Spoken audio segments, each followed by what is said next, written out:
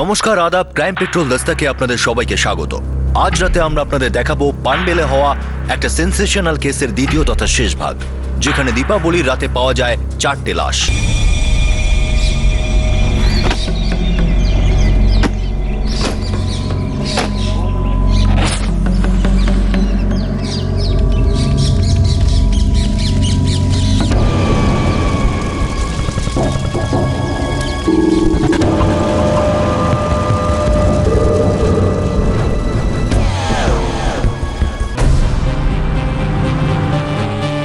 বারো by 35 মোহপাড়া gram. O sir ওদের মতো একজন ব্রোকার। ওর সব ইনফরমেশন আমার কাছে রয়েছে স্যার। তাহলে ওদের মতনই একজন ব্রোকার। এখন এটাই জানতে হবে, এই কি সেই পঞ্চম ব্যক্তি যে ওই রাত্রে ফার্ম হাউসে ছিল?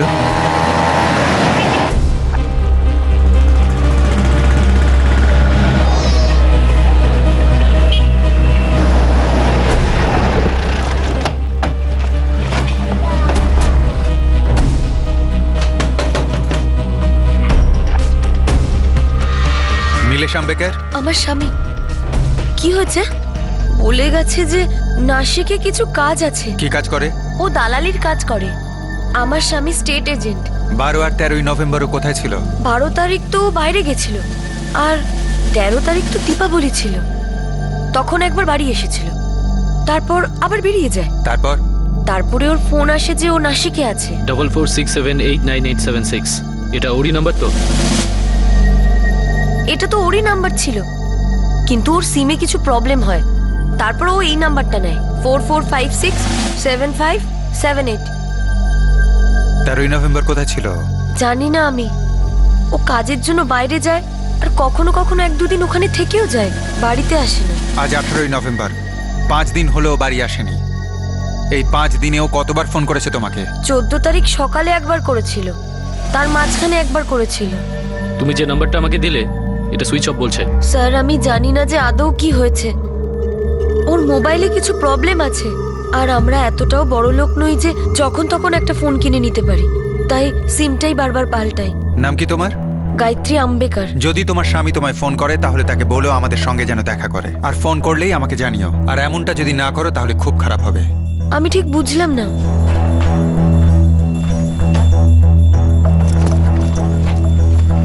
নীলেশের ইতিহাস বার করো, সেইটা খোঁজার চেষ্টা করো যেটা আমরা জানি না। নতুন কিছু তো নিশ্চয়ই জানতে পারবো। নীলেশ আম্বেকর? না স্যার, বলতে পারবো না। আমি নামও শুনিনি। আপনি ওর অ্যাসিস্ট্যান্ট নামদেবকে জিজ্ঞেস করুন, ও হয়তো বলতে পারবে। কি হয়েছে মা?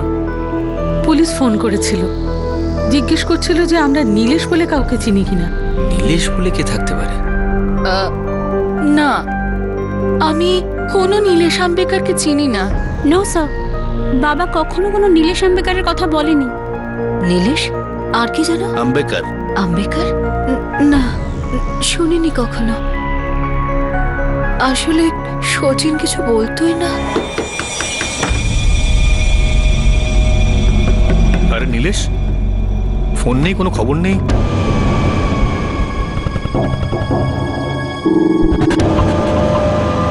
কোথায় ছিলিস? গায়ত্রী ফোন করেছিল তোকে? যদিও আবার ফোন করে, ওকে বলবে না যে আমি এখানে। কেন রে, কি হয়েছে? কোনো ঝামেলা টামেলা করিসনি তো? আরে নীলেশ, তুই চুপ করে রয়েছিস কেন? তোর বাড়িতে পুলিশ এসেছিল কেন? আরে কি জন্য বল না। নীলেশ, ওই 4 জন এজেন্ট যাদের পানবেলে মার্ডার হয়েছে, ওদের সঙ্গে তোর ওঠা বসা ছিল না?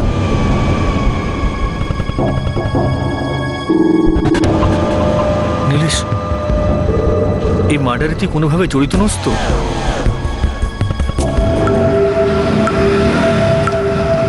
সালাম স্যার।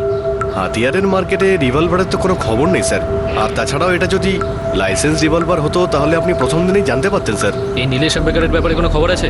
আশেপাশের সব স্টেট এজেন্টদের সঙ্গে আমি কথা বলেছি গোপনে। এরা তো বলছে নীলেশ আম্বেকরের ব্যাপারে যে একদম পুজো টুজো করা লোক, আর স্যার কাজকর্ম যা করে খুব সৎভাবেই করে স্যার। আর কিন্তু একটা ব্যাপারে সবাই খুব অবাক, এই নীলেশ গত 1 সপ্তাহ ধরে বেপাত্তা, কোনো খোঁজ নেই। আর অনেকেই ওকে খুঁজে বেড়াচ্ছে। এই 4 জনের মার্ডারের সাথে কোনো কানেকশন? কানেকশন কাজের ছিল, সবাই স্টেট এজেন্ট ছিল, কিন্তু মার্ডারের সঙ্গে কোনো কানেকশন পাইনি, মানে এখনো অবধি না।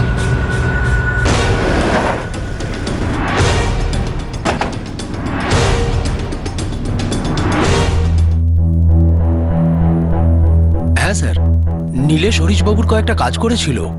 জমির একটা প্লট ছিল যেটার জন্য একটা ক্লায়েন্টের দরকার ছিল, যে সূত্রে নীলেশের হরিশবাবুর সাথে আলাপ হয়। কবেকার ঘটনা এটা? অনেকদিন হয়ে গেছে স্যার। তারপর থেকেই নীলেশ হরিশবাবুর সঙ্গে কাজ করত। আর বাকি তিনজন ব্রোকার, হরিশের বন্ধু শঙ্কর, ল্যাব অ্যাসিস্ট্যান্ট মিলিন্দ আর সচিন, এরাও কি নীলেশকে চিনতো? স্যার এই তিনজনই হরিশবাবুর খুব কাছের লোক, একসাথে ওঠা বসা ছিল। হতে পারে এরা তিনজনও নীলেশকে ভালোভাবে চিনতো। হরিশ আর নীলেশের মধ্যে টাকার কোনো লেনদেন? হ্যাঁ স্যার, নীলেশ 50,000 টাকা ধার নিয়েছিল হরিশবাবুর থেকে, আর উনি ওই টাকাটা ফেরতও চেয়েছিলেন। হ্যাঁ নীলেশ বল। হরিশবাবু, শুধু আমার ডিলটা একবার হয়ে যাক, আমি সঙ্গে সঙ্গে আপনার টাকা ফিরিয়ে দেবো। ঠিক আছে, কিন্তু 5 মাস হয়ে গেছে, তুই নিজে থেকে টাকা ফেরত দেওয়ার কোনো কথা বলিসনি, আমাকেই বলতে হলো। ব্যাপারটা তা নয় হরিশবাবু, আমি এটা আপনাকে বলতামই, তার আগেই আপনি জিজ্ঞেস করলেন। শুধু এই ডিলটা একবার হয়ে যাক আজকালের মধ্যে, খুব বেশি হলে 1 সপ্তাহ হরিশবাবু। ব্যাস আমি এইটুকুই জানি স্যার, তারপরে ও টাকাটা ফেরত দিয়েছে কি না আমি জানি না। তোমার কাছে নীলেশের কোনো মোবাইল নাম্বার আছে যেটা হরিশ ফোন করতো? আমার কাছে ওর 2টো ফোন নাম্বার আছে, কিন্তু দুটোই সুইচ অফ। আমার কাছে নেই স্যার, কিন্তু হরিশবাবুর ডায়েরিতে থাকতে পারে। 1 মিনিট স্যার।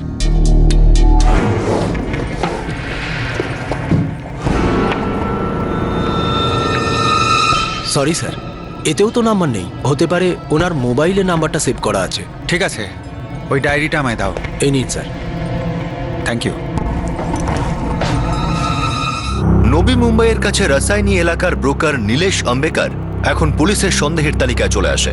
তার সম্পর্কে জানতে পারা সমস্ত বিষয় রহস্যময় ছিল। তা সত্ত্বেও ইনভেস্টিগেশনের এই পর্যায়ে এসে তার সঙ্গে এই 4 জন রিয়েল এস্টেট এজেন্টের মার্ডারের কোনো যোগসূত্র পাওয়া যাচ্ছিল না। কিন্তু পুলিশ এই বিষয়ে সম্পূর্ণ নিশ্চিত ছিল যে এই হত্যাকাণ্ডের সঙ্গে নীলেশ আম্বেকারের যোগসূত্র অবশ্যই আছে। সেই কানেকশন হয়তো কতগুলো লেয়ারে চাপা পড়ে আছে, আর পুলিশকে এই লেয়ারগুলোকে এক এক করে সরিয়ে সত্যটা বের করার ছিল।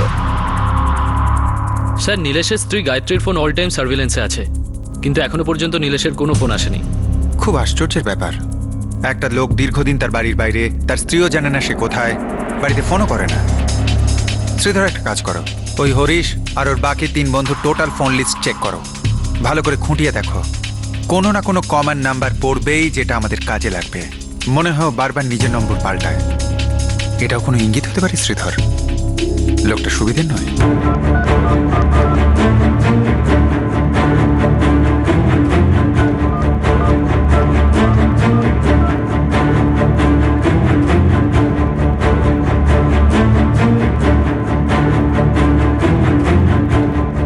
না স্যার, আমি 4 জনের মোবাইলই চেক করলাম, কিন্তু নীলেশের নাম দেওয়া কোনো নাম্বার নেই। বড়ই অদ্ভুত, তাই না? হরিশের সঙ্গেও টাকা পয়সা নিয়ে লেনদেন ছিল, বাকি 3 জনকেও ভালোভাবেই চিনত, কিন্তু কারোর কাছে কোনো নাম্বার নেই। স্যার, হতে পারে যে নিজের নাম্বার এতবার বদলায় তো নিজের নামও বদলাতে পারে। হতে পারে এর অন্য কোনো নাম রয়েছে, বা অন্য নামে ডাকতো। স্যার, এই নীলেশ আম্বেকার আমাদের প্রাইম সাসপেক্ট ঠিকই, কিন্তু ও মাত্র 50,000 টাকার ঝামেলার জন্য 4 জনকে খুন করবে? আমার মনে হয় বিষয়টা অন্য কিছু। আমি বাকি ব্রোকারদের সঙ্গে কথা বলেছি, এই নীলেশের সঙ্গে এমন কোনো ডিল হয়নি যেখানে এত টাকা লাগতো যা ওরা ফার্ম হাউসে নিয়ে গেছিল। না শ্রীধর, এই খুন কোনো ডিলকে কেন্দ্র করে হয়নি, অন্য কোনো কারণ আছে। ফার্ম হাউসে অন্য কিছু ঘটেছিল, সেটি বুঝতে পারছি না।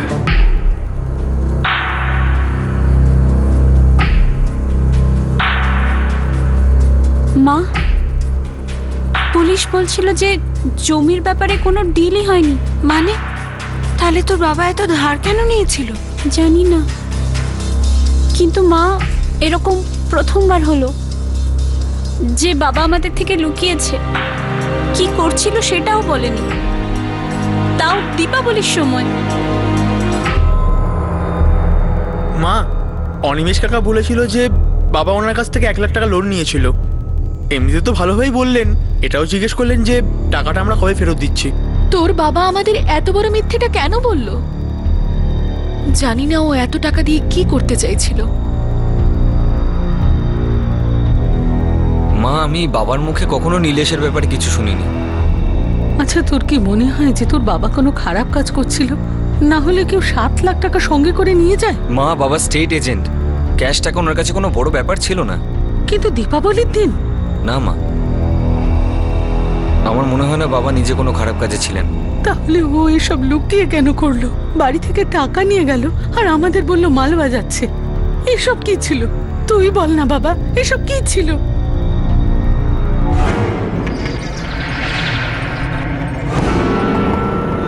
বাবা, নীলেশ নামে কোনো ব্রোকার আছে, পুলিশ তাকেই সন্দেহ করছে। ও যখন আমার কাছে ফার্ম হাউসের চাবি চেয়েছিল তখন ও কিচ্ছু বলেনি। আমি যদি একটু বুঝতে পারতাম যে ওরা কি করতে যাচ্ছে, আমি তাহলে তখনই ওকে সব কথা জিজ্ঞেস করতাম আর আটকে দিতাম। হতে পারে যে বাবা, হরিশদা হয়তো এটা চায়নি যে কেউ এই ডিলের ব্যাপারে জেনে ফেলুক। হয়তো সবকিছু ফাইনাল হবার পরে সবাইকে জানাতো।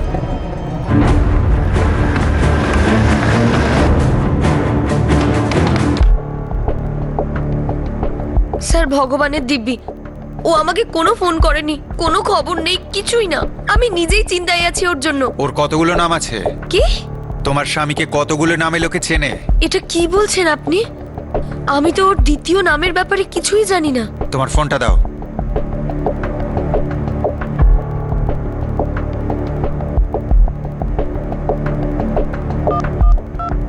নীলেশ 1 2 3 4 5 6 7 7টা নম্বর রয়েছে নীলেশের নামে।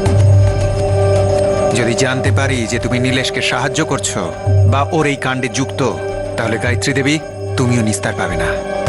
কথাটা মনে রেখো। হ্যাঁ বল। স্যার, একটা খবর আছে, আপনার কাজে লাগতে পারে। হ্যাঁ তাড়াতাড়ি বল। গিরিশ বলে এখানে একজন ব্রোকার আছে, কিন্তু এখনো এলাকার বাইরে। খবরটা দে তাড়াতাড়ি। এই যে আমি ওর সঙ্গে কথা বলেছিলাম, তো ও বললো যে ওদের মধ্যে এই সচিন বলে যে ছেলেটা আছে, ওর সঙ্গে নাকি 7 তারিখে দেখা করতে এসেছিল। আর এটাই বললো যে ওই সচিন নাকি নীলেশের ব্যাপারে খোঁজ খবর নিচ্ছিল। স্যার, রাসায়নিতে একটা ব্রোকার রয়েছে গিরিশ, ওর সঙ্গে সচিন দেখা করতে এসেছিল। ও নীলেশের ব্যাপারে খোঁজ খবর নিচ্ছিল।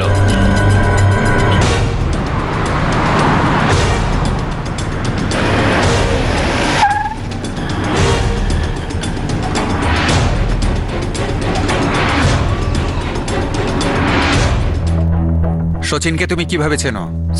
স্যার শুধুমাত্র কাজের সূত্রে, মানে 2-4টে ডিল ওর সাথে করেছি আমি। ও নীলেশের ব্যাপারে কি জিজ্ঞেস করছিল? আসলে ও এটা জানতে চাইছিল যে মানে নীলেশ সত্যি ওটা করতে পারে কিনা। কি করতে পারে? গিরিশ, বলো, নীলেশ এমন কি করতে পারে? টাকার বৃষ্টি। টাকার বৃষ্টি?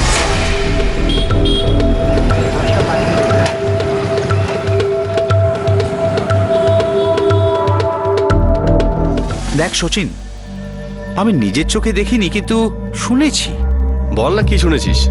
এই যে খুব পুজো টুজো নাকি করে, ধর্মকর্ম নিয়ে নাকি খুব মেতে থাকে, আর ওই কর্মফলের ব্যাপারে খুব জ্ঞান আছে, আর ওই সব অলৌকিক কিছু করে থাকে। আমি তো এটাও শুনেছি যে ও নাকি টাকার বৃষ্টিও করতে পারে। সত্যিও এমনটা করতে পারে? সেটা আমি কি করে জানবো, কারোর কাছে সেরকম কোনো প্রমাণ নেই। তবে কিছু লোক ওর নাম দিয়ে দিয়েছে কুবের বাবা। মানে কিছু লোক নিশ্চয়ই দেখেছে নীলেশের এই চমৎকারকে, না হলে এরকম নাম কেন দেবে? আমার মনে হচ্ছে ওর কাছে কোনো অদ্ভুত শক্তি রয়েছে। আমি কিন্তু শুনেছি ভাই। কুবের বাবা? স্যার, 4 জনের মোবাইলেই একই নাম সেভ করা রয়েছে, কুবের বাবা।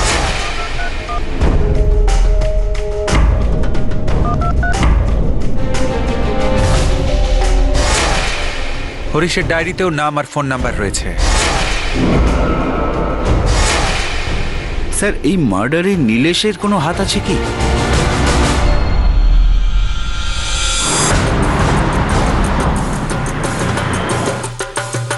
নীলেশের বাড়ির উপর 24 ঘন্টা নজর রাখো। ওর ছবি নাসিক পুলিশকে পাঠিয়ে দাও, আর রেড অ্যালার্ট অবশ্যই জারি করো। প্রত্যেকটা হোটেল, লজ, সব জায়গায় খোঁজ নাও। হ্যাঁ স্যার। নীলেশের বউ গায়ত্রীকে থানায় এক্ষুনি ডেকে পাঠাও। Okay sir. কুবের বাবা, তার মানে এই 4 জনই কি কুবের বাবার কোনো ফাঁদে পা দিয়েছিল? নীলেশ, কতদিন বাড়ি ফিরবি না তুই? জানি না, আমার খুব ভয় করছে। আমার কাছে টাকা আছে, অনেক টাকা। নীলেশ আম্বেকার ওরফে কুবের বাবা আর প্রাইম সাসপেক্ট ছিল না, বরং এখন সে একমাত্র সাসপেক্ট হয়ে গিয়েছিল। পুলিশের এবার আর কোনো সন্দেহ ছিল না যে এই সেই পঞ্চম ব্যক্তি যে দীপাবলির রাতে 4 জন এস্টেট এজেন্টকে হত্যা করেছে। হরিশ বাপ্পট, শঙ্কর রাও কাপসে, মিলিন্দ কাশিকর আর সচিন গায়কর। পুলিশের খুব সামান্যই অনুমান হয়েছিল যে এই কেসে অন্ধবিশ্বাসে জড়িত তান্ত্রিক গতিবিধির হাত আছে।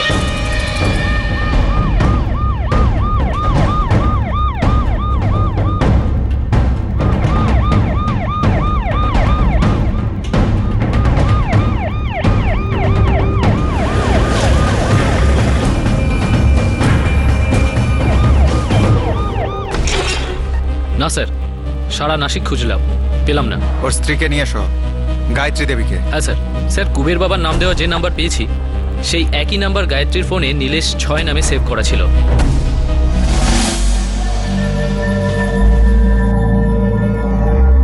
ভগবানের দিব্যি স্যার, ও কোথায় গেছে এই ব্যাপারে আমি কিছুই জানি না, আর না টাকা পয়সার ব্যাপারে কিছু জানি। আমি শুধু এটুকু জানি যে 13 তারিখ যে বাড়ি থেকে বেরিয়েছে এখনো অবধি আসেনি। নীলেশ টাকার বৃষ্টি করতে পারে এমন দাবি করে? আমি কিছুই জানি না স্যার, কিন্তু হ্যাঁ, লোকের মুখে কিছু শুনেছিলাম, কিন্তু ও তো আমাকে কখনো কিছু জানায়নি। কিন্তু স্যার, ও খুব পুজো টুজো করে।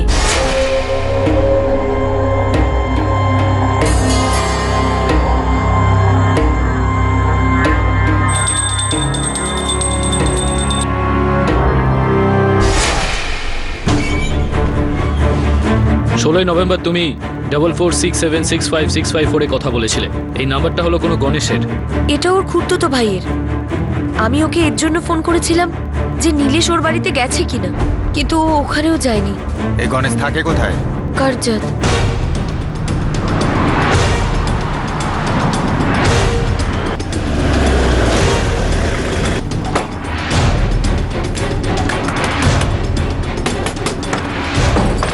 নীলেশ কোথায়, শিগগির বল।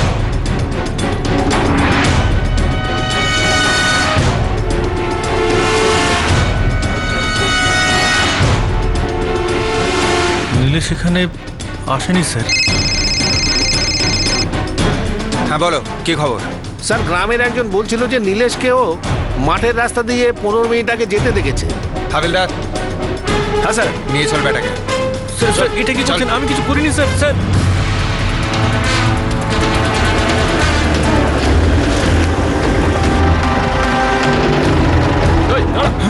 দাঁড়া বলছি, দাঁড়া বলছি। কোথায় গেল? দাঁড়া, দাঁড়া বলছি।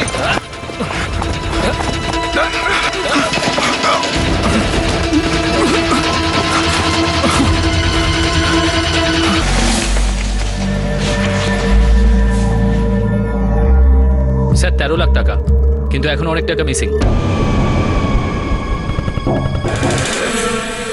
নীলেশ,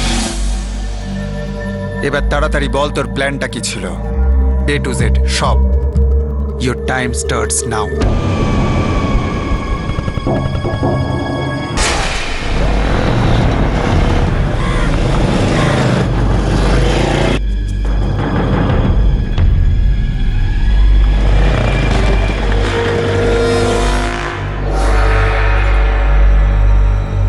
এতে 3টে গুলি আছে। হ্যাঁ 3টে আছে তো, হয়ে যাবে। এই নে, গুনে নে। ঠিক আছে।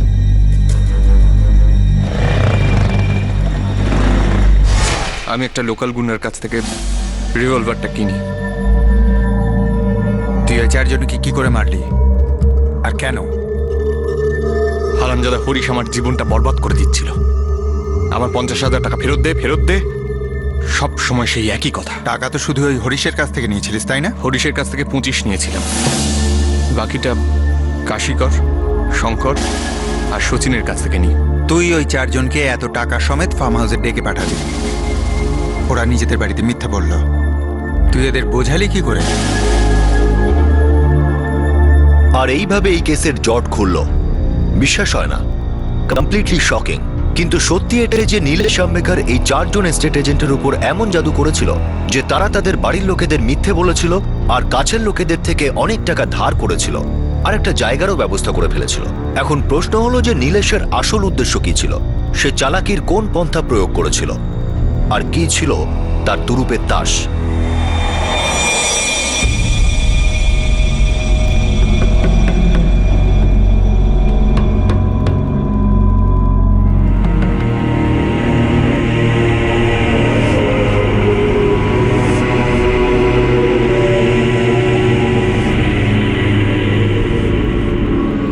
হরিশবাবু, দীপাবলির আগের রাত্রির আর দীপাবলির রাতটা, এই দুদিন।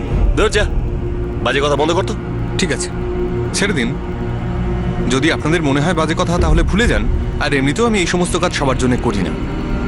নেহাত কিছু কিছু লোকের কপাল ভালো, তাই আর সেটাও যখন ভালো সময় আসে তখনই ব্যাস হয়ে যায়।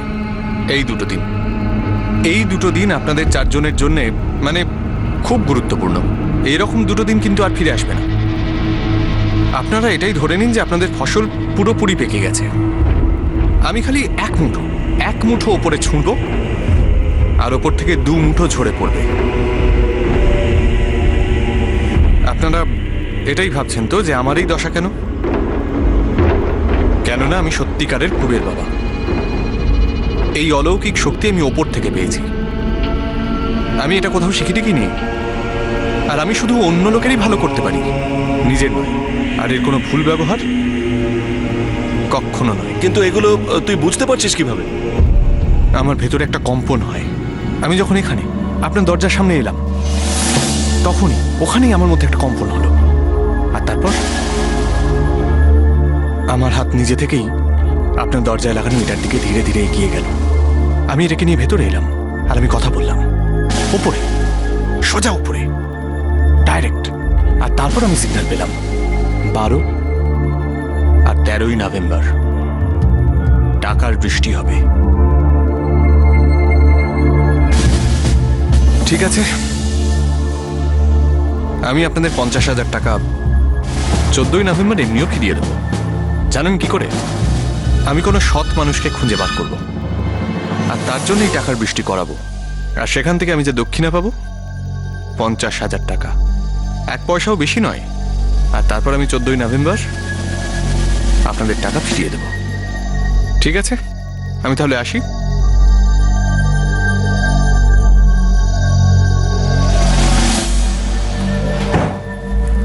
কিন্তু হরিশ, এই লোকটা কি বললো ঠিক কিছু বুঝলাম না। শুনেছি খুব পুজো টুজো করে, ছেলেটা খুব ধার্মিক। গত 5 মাস ধরে আমাদের টাকা তো ফেরতই দিল না। তাহলে ভাবো, যদিও কথা মতো 14ই নভেম্বর যদি আমাদের টেবিলে এসে পুরো 50,000 টাকা ফেলে দেয়, তখন তার মানে কি? মানে এটাই যে ও আরো অনেকের জন্য টাকার বৃষ্টি করেছে। সচিন, তুই তোর এলাকার ওই ব্রোকারটার কি যেন নাম? আরে হ্যাঁ, ওই গিরিশদা। তুই গিয়ে এনকোয়ারি কর এই নীলেশের ব্যাপারে। জিজ্ঞাসা কর কখনো কিছু শুনেছে কিনা, কিছু দেখেছে কিনা। তাহলে তুই টাকার বৃষ্টি করাস না, আমি কখনো এরকম করিনি। কিন্তু ওরা বিশ্বাস করেছিল যে আমি এমনটা করতে পারি। আসলে সচিন গিরিশের সঙ্গে কথা বলেছিল, আর এমনিতেও গ্রামে অনেক মানুষ আমাকে কুবের বাবা বলে ডাকে, যেটা গিরিশ শুনেছিল। সেই জন্যই এরা 4 জন যখন আবার আমাকে ডাকলো, আমি ভেবেছিলাম এটাই বেস্ট চান্স, একটাই চালে কিস্তি মাত করার।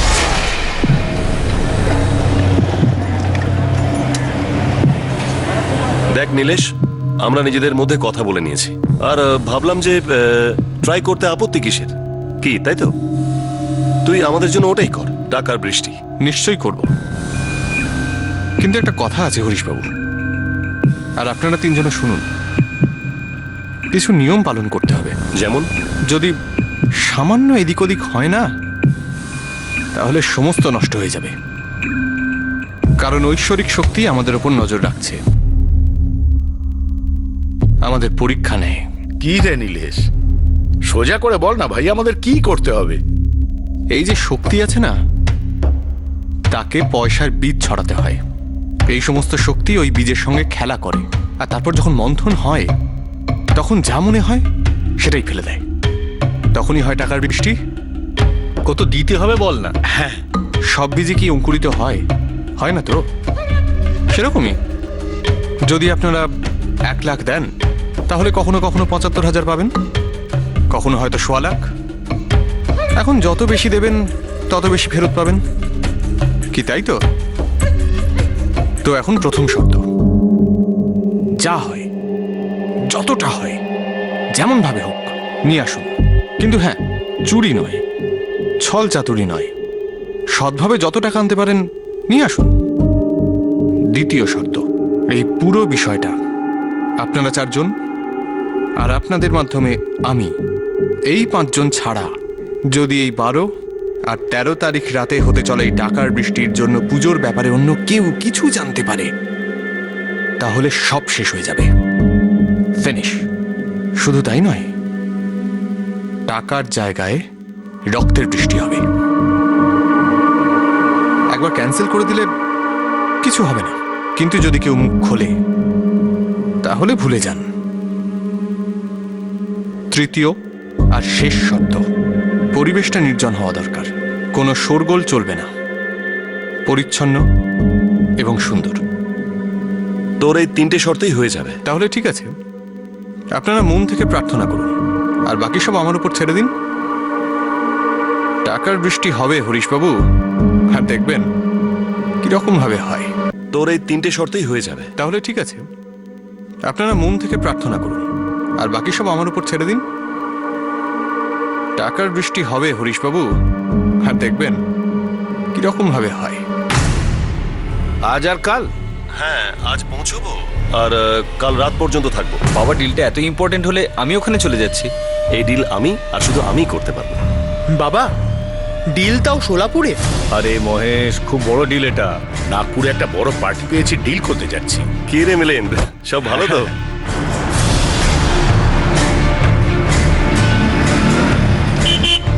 এই দীপাবলি বকশিস আমরা 14 তারিখ পর্যন্ত এখানেই আছি।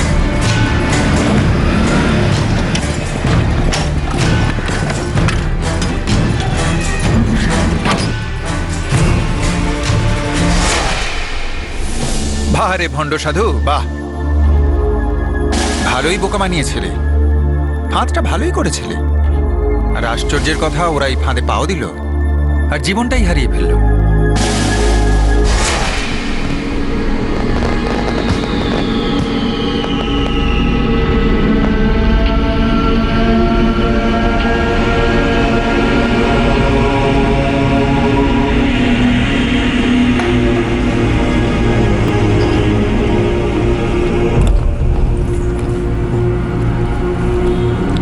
ঘন্টা হয়ে গেছে, এখন অবধি তো কিছু হলোই না।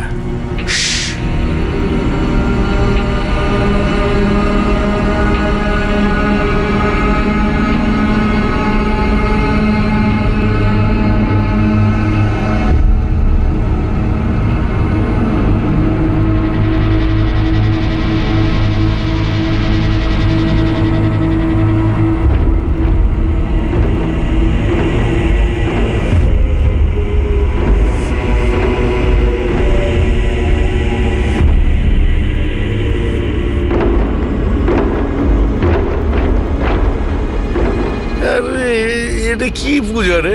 না আগুন না ঘি, কিছুই নেই। দেখুন, পুজো পাঠ মন থেকে হয়। আপনার কি মনে হয় এসব তন্ত্রমন্ত্র টুকটাক এতে কাজ হয়? এ সমস্ত ফালতু কথা এসব টিভিতে দেখায়, কিন্তু আসল কাজ মনের শ্রদ্ধা থেকে হয়, ভক্তি থেকে হয়। আর আপনি জানেন, এটাও একটা সায়েন্স, এটা ফালতু নয়।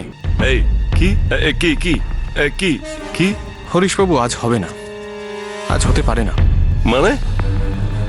আমাকে শক্তিরা সিগন্যাল দিয়েছে, আজ কিছু নিয়ম ভঙ্গ হয়েছে, কিন্তু কাল রাতে এমনভাবে টাকার বৃষ্টি হবে যা আজ পর্যন্ত কখনো হয়। নীলেশ, তো শক্তি বলেছিল না 12-13 তারিখে বৃষ্টি পড়বে, আর 12 তারিখ পড়া না বৃষ্টি। নীলেশ, তুই এবার বৃষ্টি নামা, চল দেখি। এক্ষুনি বৃষ্টি নামা, চল।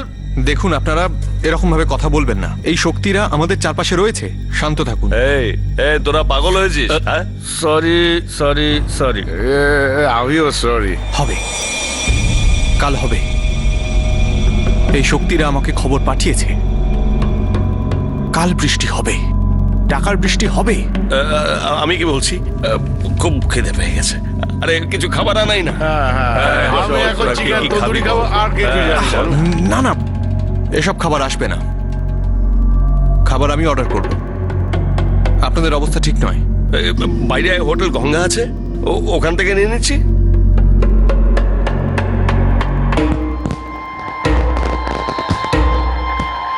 এই কালকে কখন হবে এই বৃষ্টি? এগুলোর জন্য কি কোনো টাইম ফিক্স করা থাকে নাকি? না, যখন আমি সিগন্যাল পাবো হয়ে যাবে। হবে তো ওটা? একদম। আর যদি না হয় না, আমি সব ছেড়ে দেবো, সব কিছু।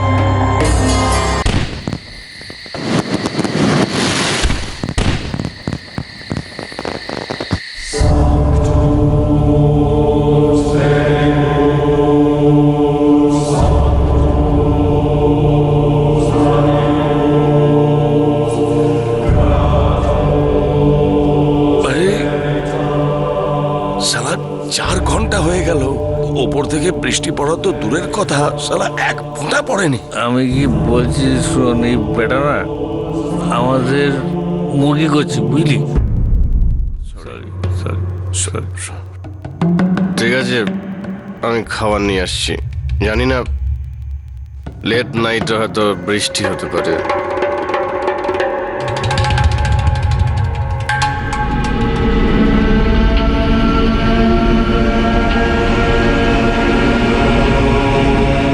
আরে এখনো তো শুরুই করতে পারলো না, তাহলে কখন হবে ওইসব? আর এমনিতে আমরা কি বা করতে পারি? বসে থাকি চুপচাপ।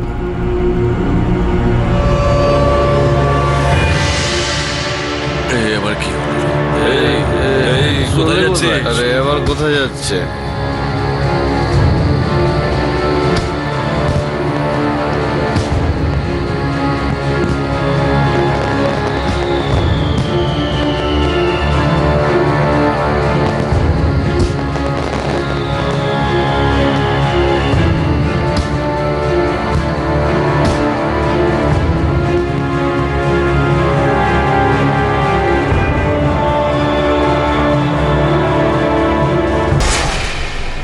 ওরা 4 জন ছিল, আর আমার কাছে 3টে গুলি।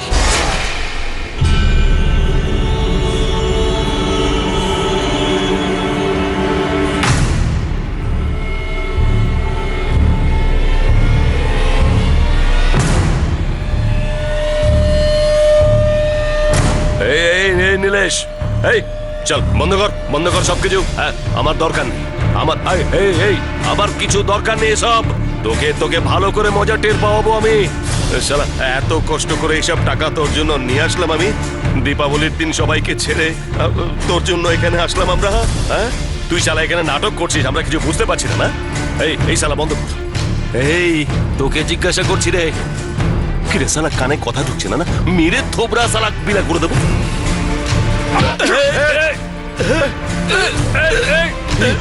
কি করছে? মারিনি, আমি ওকে মারিনি। ও শাস্তি পেয়েছে। শক্তিরা আমাকে মাধ্যম করে আপনাদের 3 জনকে এই খবর পাঠিয়েছে। শান্ত থাকবেন, এখন আর হরিশবাবুর ওপরে এই টাকার বৃষ্টি হবে না। এর টাকাটাও আপনারা 3 জন ভাগ করে নেবেন। বলুন, বৃষ্টি করাবো? নীলেশ বেটা পাগল হয়ে গেছে। না এরকম আমার চাই না, আমার দরকার নেই। আমি এখানে থাকছি না, আমি চললাম। গিয়ে সব পুলিশকে বলে দেবো।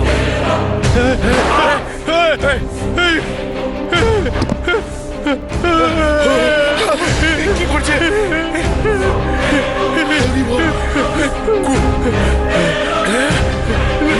একবার এই শক্তির দুনিয়ায় প্রবেশ করলে ফিরে যাওয়ার আর কোনো পথ নেই। One way entry. আমি কি করে?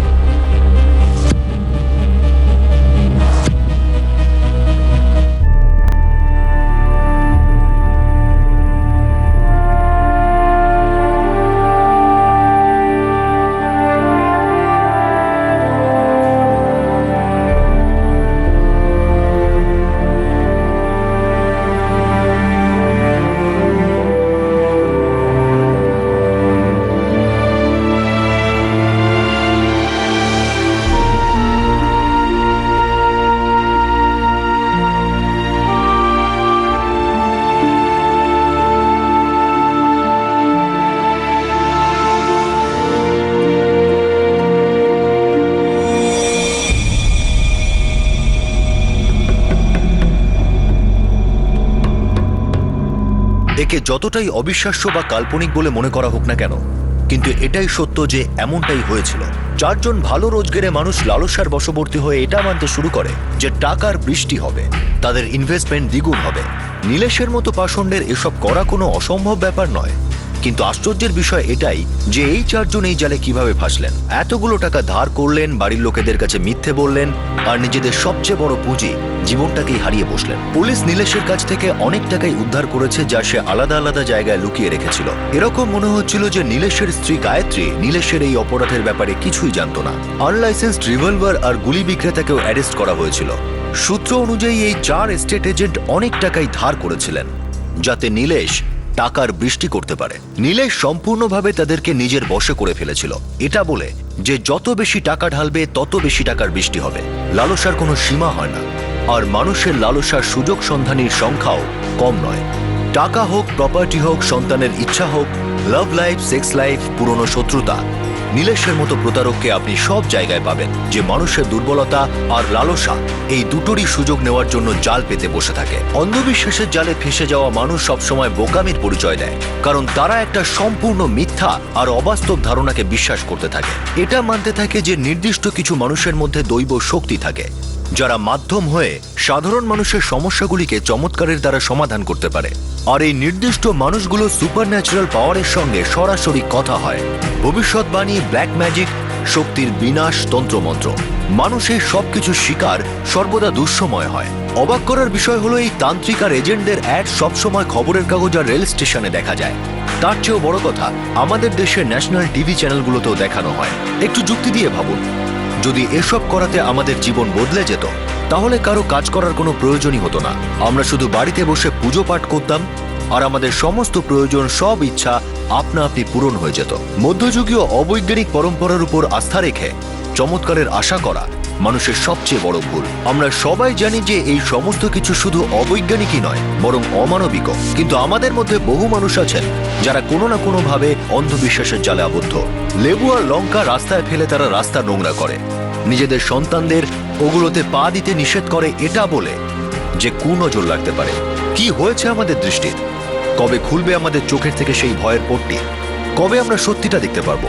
এই প্রশ্নের সঙ্গেই আপনাদের থেকে বিদায় নিচ্ছি। আবার দেখা হবে ক্রাইম পেট্রোল 10 থেকে আরো একটা নতুন কেসের সাথে।